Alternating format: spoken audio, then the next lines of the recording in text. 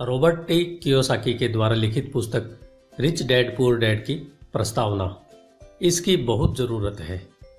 क्या स्कूल बच्चों को असली ज़िंदगी के लिए तैयार करता है? मेरे मम्मी डैडी कहते थे, मेहनत से पढ़ो और अच्छे नंबर लाओ, क्योंकि ऐसा करोगे तो एक अच्छी तनख्वाह वाली नौकरी मिलेगी। उनके जीवन का लक्ष्य यही था कि मेरी बड़ी बहन और मेरी कॉलेज की शिक्षा पूरी हो जाए। उनका मानना था कि अगर कॉलेज की शिक्षा पूरी हो गई तो हम जिंदगी में ज़्यादा कामयाब हो सकेंगे।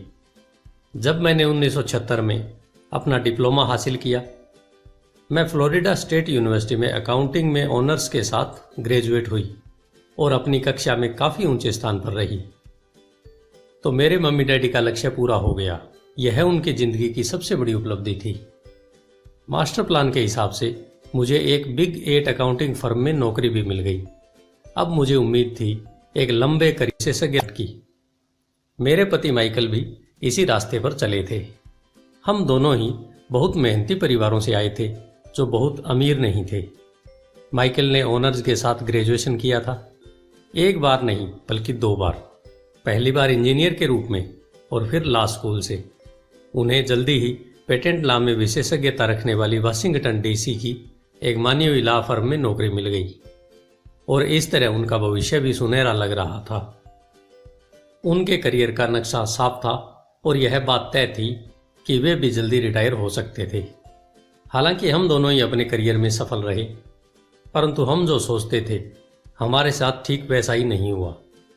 हमने कई बार नौकरियां बदली, हालांकि हर बार नौकरी बदलने के कारण सही थे, परंतु हमारे लिए किसी ने भी पेंशन योजना में निवेश नहीं किया। हमारे रिटायरमेंट फंड हमारे खुद के लगाए पैसों से बढ़ रहे थे। हमारी शादी बहुत सफल रही और हमारे 3 बच्चे हैं। उनमें से 2 कॉलेज में हैं और तीसरा अभी हाई स्कूल में गया ही है। हमने अपने बच्चों को सबसे अच्छी शिक्षा दिलाने में बहुत सा पैसा लगाया। 1996 में एक दिन मेरा बेटा स्कूल से घर लौटा। स्कूल से उसका मोह भंग हो गया था। वह पढ़ाई से ऊब चुका था। मैं उन विषयों को पढ़ने में इतना ज़्यादा समय क्यों बर्बाद करूं जो असली ज़िंदगी में मेरे काम ही नहीं आएंगे। उसने विरोध किया। बिना सोचे विचारे ही मैंने जवाब दिया, क्योंकि अगर तुम्हारे अच्छे नंबर नहीं आए तो तुम कभी कॉलेज नहीं जा पाओगे। चाहे मैं कॉलेज जाऊं या ना जाऊं, उसने जवाब दिया, मैं अमीर बनकर दिखाऊंगा। अगर तुम कॉलेज से ग्रेजुएट नहीं होगे तो तुम्हें कोई अच्छी नौकरी नहीं मिलेगी। मैंने एक माँ की तरह चिंतित और आशंकित होकर कहा, बिना अच्छी नौकरी के तुम किस तरह अमीर बनने के सपने देख सकते हो? ने सिर को बोरियत भरे अंदाज में हिलाया। हम यह चर्चा कई बार पहले भी कर चुके थे। उसने अपने सिर को झुकाया और अपनी आंखें घुमाने लगा। मेरी समझदारी भरी सलाह एक बार फिर उसके कानों के भीतर नहीं गई थी। हालांकि वह स्मार्ट और प्रबल इच्छा शक्ति वाला युवक था, परंतु वह नम्र और शालीन भी था। मम्मी, उसने बोलना शुरू किया और भाषण सुनने की बारी अब मेरी थी। समय के साथ चलिए, अपने चारों तरफ देखिए। सबसे अमीर लोग अपनी शिक्षा के कारण इतने अमीर नहीं बने हैं।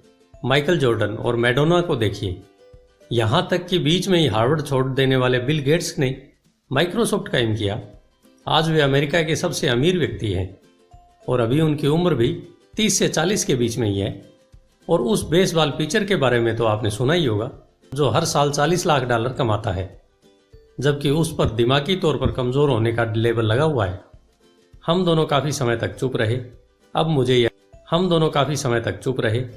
मुझे यह समझ में आने लगा था कि मैं अपने बच्चों को वही सलाह दे रही थी जो मेरे माता पिता ने मुझे दी थी। हमारे चारों तरफ की दुनिया बदल रही थी, परंतु हमारी सलाह नहीं बदली थी। अच्छी शिक्षा और अच्छे ग्रेड हासिल करना अब सफलता की गारंटी नहीं रह गए थे और हमारे बच्चों के अलावा यह बात किसी की समझ में नहीं आई थी। मम्मी, उसने कहा, मैं आपकी और डैडी की तरह कड़ी मेहनत नहीं करना चाहता। आपको काफ़ी पैसा मिलता है और हम एक शानदार घर में रहते हैं जिसमें बहुत ही कीमती सामान है। अगर मैं आपकी सलाह मानूंगा तो मेरा हाल भी आपकी ही तरह होगा। मुझे भी ज़्यादा मेहनत करनी पड़ेगी ताकि मैं और ज़्यादा टैक्स भर सकूं व कर्ज में डूब जाऊं। वैसे भी आज की दुनिया में नौकरी की सुरक्षा तो बची नहीं है। मैं ये जानता हूं कि छोटे और सही आकार की फर्म कैसी होती है। मैं यह भी जानता हूं कि आज के दौर में कॉलेज के स्नातकों को कम तनख्वाह मिलती है, जबकि आपके वे अब उतना पैसा नहीं कमाते जितना पहले कभी कमाया करते थे। मैं जानता हूं कि मैं रिटायरमेंट के लिए सामाजिक सुरक्षा या कंपनी पेंशन पर भरोसा नहीं कर सकता। अपने सवालों के मुझे नए जवाब चाहिए।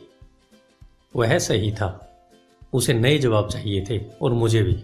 मेरे माता पिता की सलाह उन लोगों के लिए सही हो सकती थी जो 1945 के पहले पैदा हुए थे, पर यह उन लोगों के लिए विनाशकारी साबित हो सकती थी जिन्होंने तेजी से बदल रही दुनिया में जन्म लिया था। अब मैं अपने बच्चों से यह सीधी सी बात नहीं कह सकती थी, स्कूल जाओ, अच्छे ग्रेड हासिल करो और किसी सुरक्षित नौकरी की तलाश करो। मैं जानती थी कि मुझे अपने बच्चों की शिक्षा को सही दिशा देने के लिए नए तरीकों की खोज करनी होगी। एक माँ और एक अकाउंटेंट होने के नाते मैं इस बात से परेशान थी कि स्कूल में बच्चों को धन संबंधी शिक्षा या वित्तीय शिक्षा नहीं दी जाती। हाई स्कूल खत्म होने से पहले ही आज के युवाओं के पास अपना क्रेडिट कार्ड होता है। यह बात अलग है कि उन्होंने कभी धन संबंधी पाठ्यक्रम में भाग नहीं लिया होता है और उन्हें यह भी नहीं पता होता कि इसे किस तरह निवेश किया जाता है। इस बात का ज्ञान तो दूर की बात है कि क्रेडिट कार्ड पर चक्रवृद्धि ब्याज की गणना किस तरह की जाती है। इसे आसान भाषा में कहें तो उन्हें धन संबंधी शिक्षा नहीं मिलती और यह ज्ञान भी नहीं होता कि पैसा किस तरह काम करता है। इस तरह वे उस दुनिया का सामना करने के लिए कभी तैयार नहीं हो पाते जो उनका इंतजार कर रही है। एक ऐसी दुनिया जिसमें बचत से ज्यादा महत्व खर्च को दिया जाता है। जब मेरा सबसे बड़ा बेटा कॉलेज की शुरुआती दिनों में अपने क्रेडिट कार्ड को लेकर कर्ज में डूब गया तो मुझे उसके क्रेडिट कार्ड को नष्ट करने में उसकी मदद करनी पड़ी। साथ ही मैं ऐसी तरकीब भी खोजने लगी जिससे मेरे बच्चों में पैसे की समझ आ सके। पिछले साल एक दिन मेरे पति ने मुझे अपने ऑफिस और मुझे लगता है कि तुम उनसे मिलना चाहोगी। उन्होंने कहा, उनका नाम रॉबर्ट कियोसाकी है। वे एक व्यवसायी और निवेशक हैं तथा वे एक शैक्षणिक उत्पाद का पेटेंट करवाना चाहते हैं। मुझे लगता है कि तुम इसी चीज की तलाश कर रही थी जिसकी मुझे तलाश थी। मेरे पति माइक रॉबर्ट कियोसाकी द्वारा बनाई जा रही नई शैक्षणिक उत्पाद कैश फ्लो से इतने प्रभावित थे कि उन्होंने इसके परीक्षण में हमें बुलवा लिया। यह एक शैक्षणिक खेल था, इसलिए मैंने स्थानीय विश्वविद्यालय में पढ़ रही अपनी 19 वर्षीय बेटी से भी पूछा कि क्या वह मेरे साथ चलेगी और वह तैयार हो गई। इस खेल में हम लगभग 15 लोग थे जो 3 समूहों में विभाजित थे। माइक सही थे, मैं इसी तरह के शैक्षणिक उत्पाद की खोज कर रही थी। यह किसी रंगीन मोनोपोली बोर्ड की तरह लग रहा था जिसके बीच में एक बड़ा सा चूहा था, परंतु मोनोपोली से यह इस तरह अलग था कि इसमें 2 रास्ते थे। औसत रूप रास्ते से बाहर निकलना, जिसे रॉबर्ट चूहा दौड़ कहते थे, और बाहरी रास्ते पर पहुंचना या तेज रास्ते पर जाना। रॉबर्ट के मुताबिक तेज रास्ता हमें यह बताता है कि असली जिंदगी में अमीर लोग किस तरह पैसे का खेल खेलते हैं। रॉबर्ट ने हमें चूहा दौड़ के बारे में बताया। अगर आप किसी भी औसत रूप से शिक्षित, कड़ी मेहनत करने वाले आदमी की जिंदगी को देखें, उसमें आपको एक सा ही सफर दिखेगा। बच्चा पैदा होता है, स्कूल जाता है, माता पिता खुश हो जाते हैं क्योंकि बच्चे को स्कूल में अच्छे नंबर मिलते हैं और उसका दाखिला कॉलेज में हो जाता है। बच्चा स्नातक हो जाता है और फिर योजना के अनुसार काम करता है। वह किसी आसान, सुरक्षित नौकरी या करियर की तलाश करता है। बच्चे को ऐसा ही काम मिल जाता है। शायद वह डॉक्टर या वकील बन जाता है, या वह सेना में भर्ती हो जाता है, या फिर वह सरकारी नौकरी करने लगता है। बच्चा पैसे कमाता है, उसके पास थोक में क्रेडिट कार्ड आने लगते हैं, और अगर अब तक उसने खरीदारी करना शुरू नहीं किया है तो अब जमकर खरीदारी शुरू हो जाती है। खर्च करने के लिए पैसे पास में होते हैं तो वह उन जगहों पर जाता है जहां उसकी उम्र के ज्यादा नौजवान जाते हैं, लोगों से मिलते हैं, डेटिंग करते हैं और कभी कभार शादी भी कर लेते हैं। अब जिंदगी में मजा आ जाता है क्योंकि आजकल पुरुष और महिलाएं दोनों नौकरी करते हैं। 2 तनख्वाहें बहुत सुखद लगती है। पति पत्नी को लगता है कि उनकी जिंदगी सफल हो गई है। उन्हें अपना भविष्य सुनहरा नजर आता है। अब वे घर, कार, टेलीविजन खरीदने का फैसला करते हैं, छुट्टियां मनाने कहीं चले जाते हैं और फिर उनके बच्चे हो जाते हैं। बच्चों के साथ उनके खर्चे भी बढ़ जाते हैं। खुशहाल पति पत्नी सोचते हैं कि ज्यादा पैसा कमाने के लिए अब उन्हें ज्यादा मेहनत करना चाहिए। उनका करियर अब उनके लिए पहले से ज्यादा मायने रखता है। वे अपने काम में ज्यादा मेहनत करने लगते हैं ताकि उन्हें प्रमोशन मिल जाए या उनकी तनख्वाहें बढ़ जाए। तनख्वाह बढ़ती है पर उसके साथ ही दूसरा बच्चा भी पैदा हो जाता है। अब उन्हें एक बड़े घर की जरूरत महसूस होती है। वे नौकरी में और भी ज़्यादा मेहनत करते हैं, बेहतर कर्मचारी बन जाते हैं और ज़्यादा मन लगाकर काम करने लगते हैं। ज़्यादा विशेषज्ञता हासिल करने के लिए वे एक बार फिर किसी स्कूल में जाते हैं ताकि वे ज़्यादा पैसा कमा सकें। हो सकता है कि वे दूसरा काम भी खोज लें। उनकी आमदनी बढ़ जाती है, परंतु उस आमदनी पर उन्हें इनकम टैक्स भी चुकाना पड़ता है। यही नहीं, उन्होंने जो बड़ा घर खरीदा है उस पर भी टैक्स देना होता है। इसके अलावा उन्हें सामाजिक सुरक्षा का टैक्स तो चुकाना ही है। इसी तरह बहुत से टैक्स चुकाते चुकाते उनकी तनख्वाह चुक जाती है। वे अपनी बढ़ी हुई तनख्वाह लेकर घर आते हैं और हैरान होते हैं कि इतना सारा पैसा आखिर कहाँ चला जाता है। भविष्य के लिए बचत के हिसाब से वे कुछ म्यूचुअल फंड भी खरीद लेते हैं और अपने क्रेडिट कार्ड से घर का किराना खरीदते हैं। उनके बच्चों की उम्र अपने क्रेडिट कार्ड से घर का किराना खरीदते हैं। उनके बच्चों की उम्र अब 5 या 6 साल हो जाती है। यह चिंता भी उन्हें सताने लगती है कि बच्चों के कॉलेज की शिक्षा के लिए भी बचत जरूरी है। इसके साथ ही उन्हें अपने रिटायरमेंट के लिए पैसा बचाने की चिंता भी सताने लगती है। 35 साल पहले पैदा हुए यह खुशहाल दंपति अब अपनी नौकरी के बाकी दिन चूहा दौड़ में फंसकर बिताते हैं। वे अपनी कंपनी के मालिकों के लिए काम करते हैं, सरकार को टैक्स चुकाने के लिए काम करते हैं और बैंक में अपनी गिरवी संपत्ति तथा क्रेडिट कार्ड के कर्ज को चुकाने के लिए काम करते हैं। फिर वे अपने बच्चों को यह सलाह देते हैं कि उन्हें मन लगाकर पढ़ना चाहिए, अच्छे नंबर लाना चाहिए और किसी सुरक्षित नौकरी की तलाश करना चाहिए। वे पैसे के बारे में कुछ भी नहीं सीखते और इसलिए वे जिंदगी भर कड़ी मेहनत करते रहते हैं। यह प्रक्रिया पीढ़ी दर पीढ़ी चलती है। इसे चूहा दौड़ कहते हैं। चूहा दौड़ से निकलने का एक ही तरीका है और वह यह है आप अकाउंट्स और इन्वेस्टमेंट दोनों क्षेत्रों में निपुण हो जाएं। दिक्कत यह है कि इन दोनों ही विषयों को बोरिंग और कठिन माना जाता है। मैं खुद एक सीपीए हूं और मैंने बिग 8 अकाउंटिंग फर्म के लिए काम किया है। मुझे यह देखकर ताजुब हुआ कि रॉबर्ट ने इन दोनों बोरियत और कठिन विषयों को सीखना इतना रोचक, सरल और रोमांचक बना दिया था। सीखने की प्रक्रिया इतनी अच्छी तरह से छुपा ली गई थी कि जब हम चूहा दौड़ से बाहर निकलने के लिए जी जान लगा रहे थे तो हमें यह ध्यान ही नहीं रहा कि हम कुछ सीख रहे थे। शुरू में तो हम एक नए शैक्षणिक खेल का परीक्षण कर रहे थे, परंतु जल्दी ही इस खेल में मुझे और मेरी बेटी को मजा आने लगा। खेल के दौरान हम दोनों ऐसे विषयों पर बात कर रहे थे जिनके बारे में हमने पहले कभी बातें नहीं की थी। एक लेखापाल होने के कारण इनकम स्टेटमेंट और बैलेंस शीट से जुड़ा खेल खेलने में मुझे कोई परेशानी नहीं हुई। मैंने खेल के नियम और इसकी बारीकियां समझाने में अपनी बेटी और दूसरे लोगों की मदद भी की। उस रोज मैं चूहा और केवल मैं ही बाहर निकल पाई। बाहर निकलने में मुझे 50 मिनट का समय लगा, हालांकि खेल लगभग 3 घंटे तक चला। मेरी टेबल पर एक बैंकर बैठा था, इसके अलावा एक व्यवसायी था और एक कंप्यूटर प्रोग्रामर भी था। मुझे यह देखकर बहुत हैरानी हुई कि इन लोगों को अकाउंटिंग या इन्वेस्टमेंट के बारे में इतनी कम जानकारी है, जबकि ये विषय उनकी ज़िंदगी में कितने ज़्यादा अहमियत रखते थे। मेरे मन में यह सवाल भी उठ रहा था कि वे असल ज़िंदगी में अपने पैसे धेले के कारोबार को कैसे संभालते होंगे।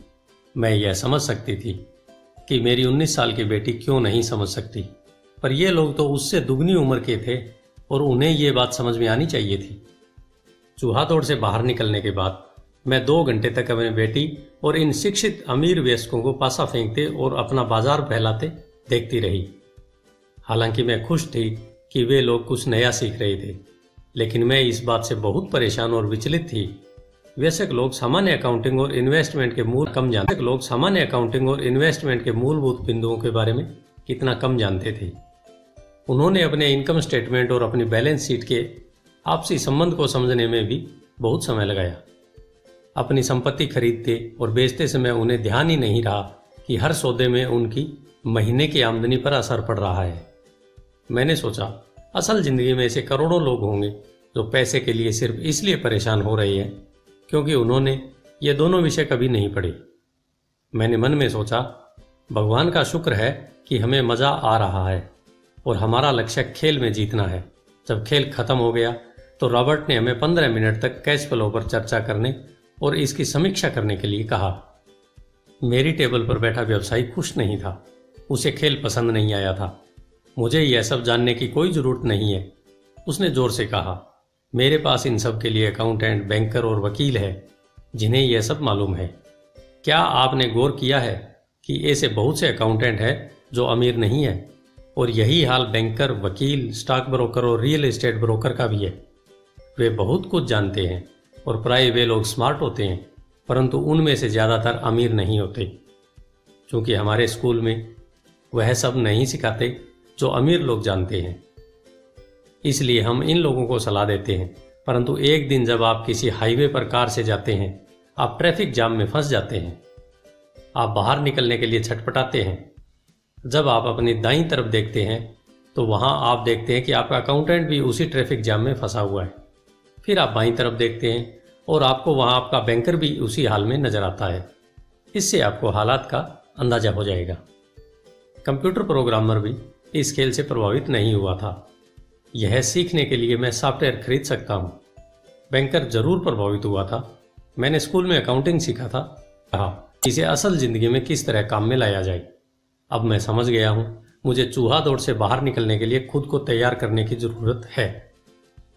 परंतु मेरी पुत्री के विचारों से मैं सबसे ज्यादा रोमांचित हुई।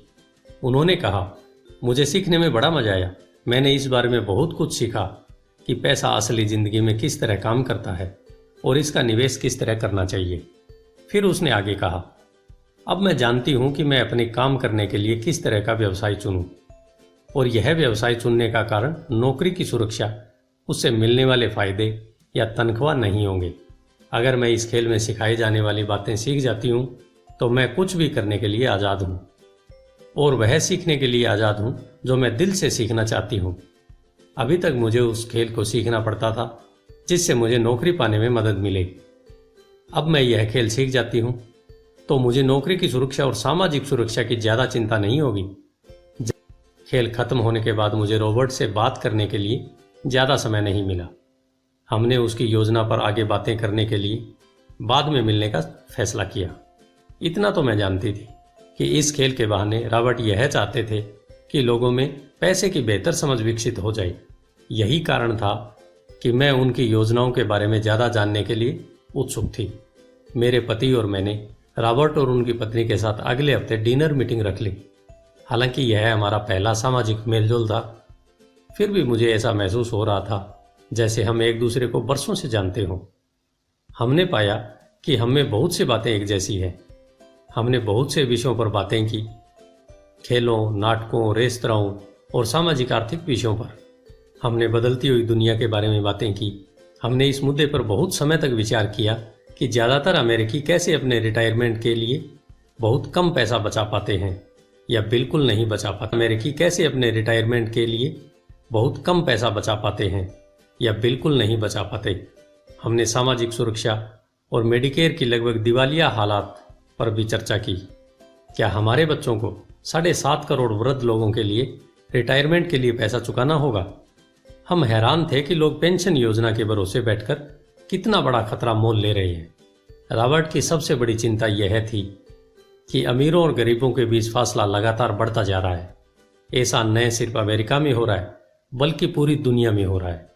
रॉबर्ट स्व शिक्षित और स्वनिर्मित व्यवसायी थे। वे दुनिया भर में निवेश कर चुके थे और 47 वर्ष की उम्र में रिटायर होने में सफल हो गए थे। वे काम इसलिए कर रहे थे क्योंकि उन्हें भी वही चिंता थी जो मुझे अपने बच्चों को लेकर सता रही थी। वे जानते हैं कि दुनिया बदल चुकी है, परंतु इसके बावजूद शिक्षा पद्धतियां बिल्कुल नहीं बदली है।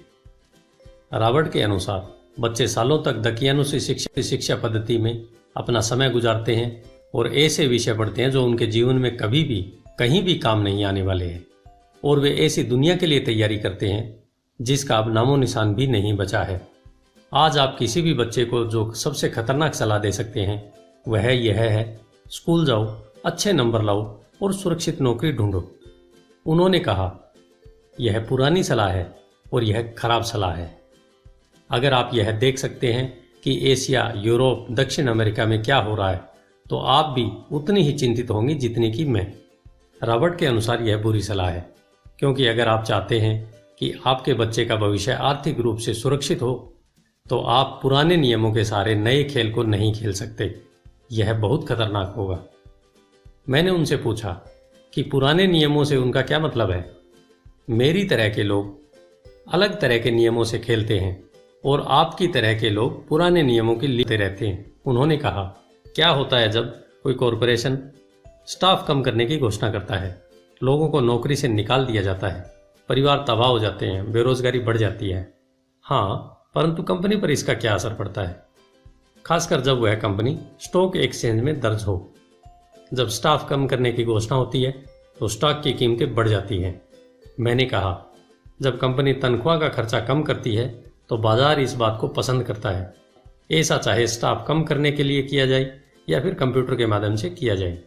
उन्होंने कहा, आप ठीक कह रही हैं, और जब स्टॉक की कीमतें बढ़ती हैं तो मेरी तरफ से लोग, यानी जिनके पास उस कंपनी के शेयर होते हैं, वे ज़्यादा अमीर हो जाते हैं। अलग तरह के नियमों से मेरा यही आशय है। कर्मचारी हारते हैं, मालिक और निवेशक जीतते हैं। रॉबर्ट कर्मचारी और मालिक के बीच के फर्क को समझा रहे थे। यह फर्क था अपनी किस्मत पर खुद अपना फर्क को समझा रहे थे। यह फर्क था अपनी किस्मत पर खुद अपना नियंत्रण होना या फिर आपकी किस्मत पर किसी दूसरे का नियंत्रण होना। परंतु ज़्यादातर लोग यह नहीं समझ सकते कि ऐसा क्यों होता है। मैंने कहा, उन्हें लगता है कि यह ठीक नहीं है। उनका जवाब था, इसलिए तो बच्चों से यह कहना मूर्खता है, अच्छी शिक्षा प्राप्त करो। यह सोचना मूर्खता है कि स्कूलों में दी जा रही शिक्षा से बच्चे उस दुनिया का सामना करने के लिए तैयार हो जाएंगे जिसमें वे कॉलेज के बाद पहुंचने वाले हैं। हर बच्चे को ज़्यादा शिक्षा की ज़रूरत है, एक अलग तरह की शिक्षा की, और उन्हें नए नियमों को जानने की भी ज़रूरत है, अलग तरह के नियमों को जानने की। धन के कुछ नियम होते हैं जिनसे अमीर लोग खेलते हैं, और धन के कुछ और नियम होते हैं जिनसे बाकी 95% लोग खेलते हैं। और ये 95% लोग उन नियमों को अपने घर और स्कूल में सीखते हैं। इसलिए आजकल क्या कर पढ़ो और अच्छी नौकरी खोजो।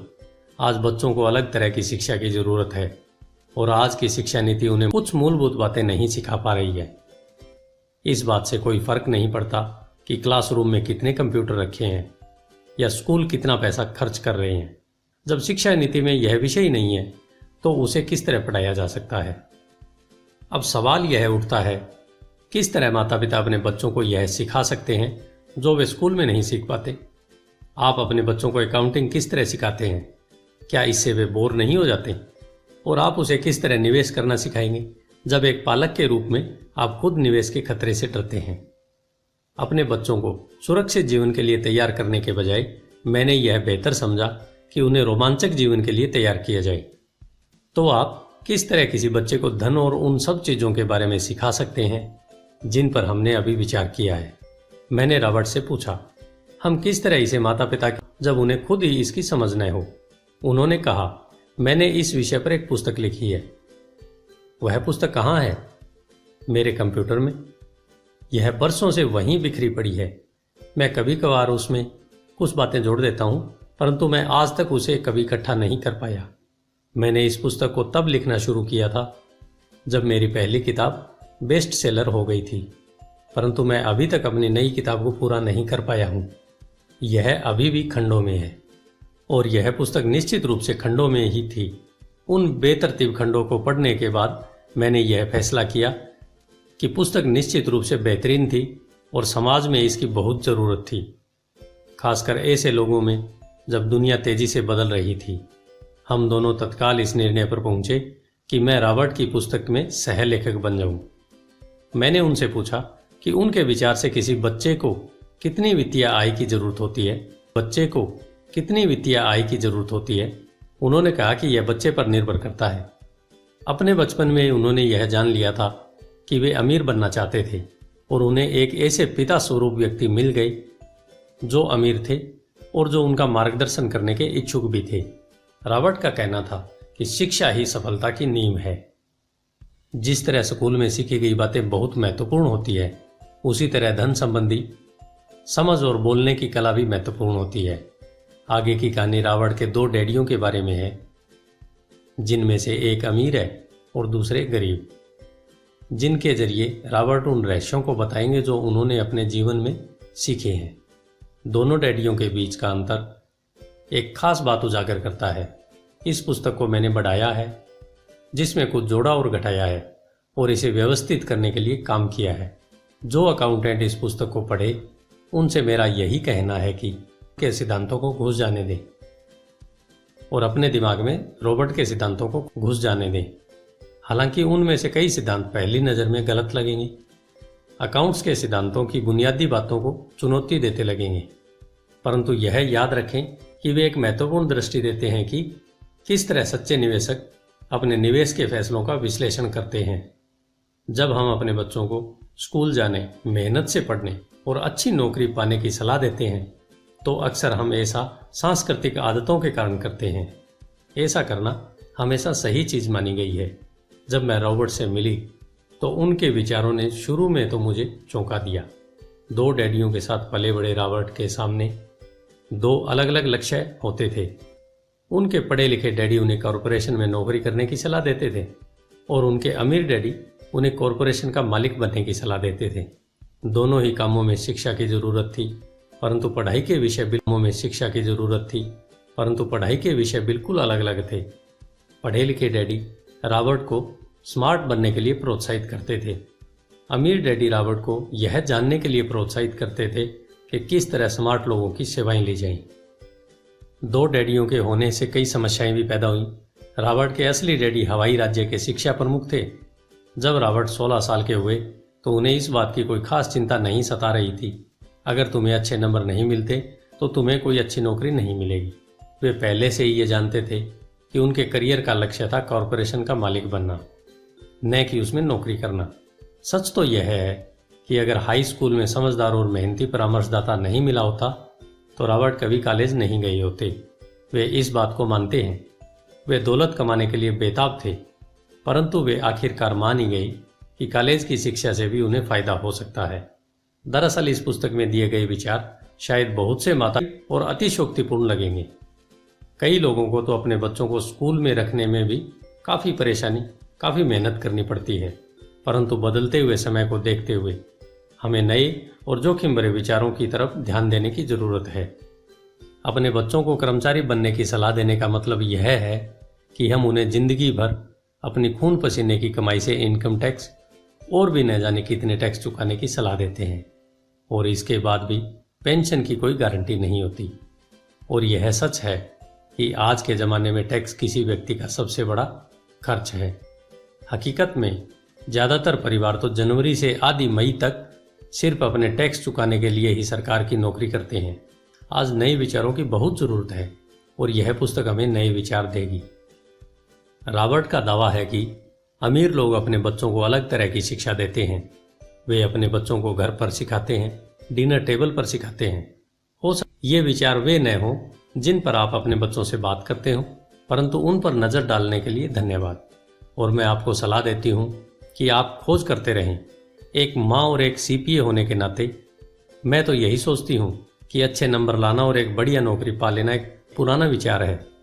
हमें अपने बच्चों को नए तरह के विचार देने होंगे। हमें उन्हें अलग तरह की शिक्षा देनी होगी। शायद हम अपने बच्चों को यह सिखाएं कि अच्छे कर्मचारी होने के साथ साथ वे अपना खुद का निवेश कॉरपोरेशन भी खोल सकें। दोनों का यह तालमेल बढ़िया रहेगा। एक माँ होने के नाते मुझे उम्मीद है कि यह पुस्तक सभी अभिभावकों के लिए फ़ायदेमंद होगी। रॉबर्ट लोगों को यह बताना चाहते हैं कि कोई भी व्यक्ति अगर ठान ले तो अमीर बन सकता है। अगर आप एक माली या गेटकीपर हैं या पूरी तरह बेरोजगार हैं तो भी आप में खुद को अपने और अपने परिवार के लोगों को धन संबंधी बातें सिखाने की काबिलियत है। यह याद रखें, विश्वव्यापी को अपने और अपने परिवार के लोगों को धन संबंधी बातें सिखाने की काबिलियत है। यह याद रखें कि धन संबंधी बुद्धि वह दिमागी तरीका है जिससे हम अपनी धन संबंधी समस्याओं को सुलझाते हैं। आज हम ऐसे विश्वव्यापी तकनीकी परिवर्तनों का सामना कर रहे हैं जिनका सामना हमने आज से पहले कभी नहीं किया। किसी के पास भी जादू की पुड़िया नहीं है, परंतु एक बात तो तय है, ऐसे परिवर्तन हमारे सामने आने वाले हैं जो हमारे यथार्थ से परे हैं। कौन जाने भविष्य हमारे लिए क्या लाता है, पर जो भी हो हमारे पास 2 मूलभूत विकल्प मौजूद है। या तो हम सुरक्षा की राह पर चलें या फिर हम स्मार्ट बनकर खुद को धन संबंधी क्षेत्रों में शिक्षित करें और अपने बच्चों की धन संबंधी प्रतिभा को भी जागृत करें। शेरान लेक्टर। धन्यवाद। आइए चलते हैं अध्याय 1 की तरफ।